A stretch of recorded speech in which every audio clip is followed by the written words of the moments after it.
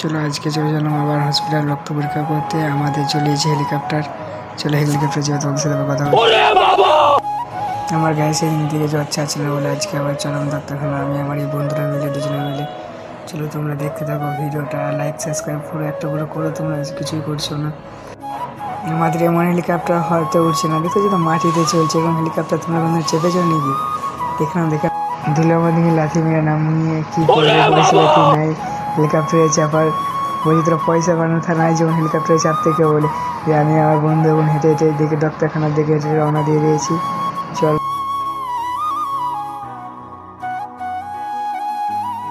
ওখানে ডক্টর এখানে তা আমরা কী বলবো, এখানে আবার জোরে যান বেরোচ্ছে, এখানে বসে বসে আবার টাইম পাস করতেছিল একটুখানি খোল।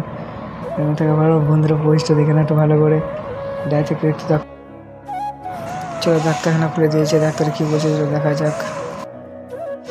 ডাক্তার বাবু 50 কোটি টাকার চেক দিয়ে দিয়েছে। ওই চেকটাকে চললাম আমাদের একটা বড়ো ব্যাংক আছে ওখানে ভাঙাতে, ভাঙিয়ে ওইখানে আমার রক্ত নেবে আর 50 লাখ টাকার চেকটাকে ভাঙিয়ে দিলে। চলো চলে এসেছি ডাক্তারখানা, ঠিক আছে। আমি ডাক্তারখানা রক্তের পরীক্ষাটা করে তোমাদের সাথে আবার কথা বলছি। চলো চলে যাক। ঠিক আছে, 1 সেঞ্চি রক্ত নিলে বলা যায় 2-3 সেঞ্চি রক্ত নিয়ে নিয়েছি। কী বলবো, এত যন্ত্রণা করছে আমার হাতে, এত ক্ষমতার মতো কিছু নাই বন্ধু, এদের কী বলবো আর। ঠিক আছে, দেখতে পেয়েছো আমি হসপিটাল থেকে বেরিয়ে পড়েছি। আর তোমরা একটু সাপোর্ট করো ছোটো ভাই মনে করে।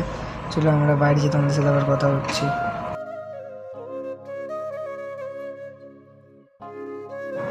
দেখতে পেয়েছি আমি বাইরে বেরিয়ে পড়েছি। হাঁটতে যে যন্ত্রণা করছি কী বলবো, এত যন্ত্রণা সহ্য করতে পারছি না, এত যন্ত্রণা করছি। ছোটো ভাই মনে করে লাইক করো, সাবস্ক্রাইব করে দাও। তোমাদের সাথে নেক্সট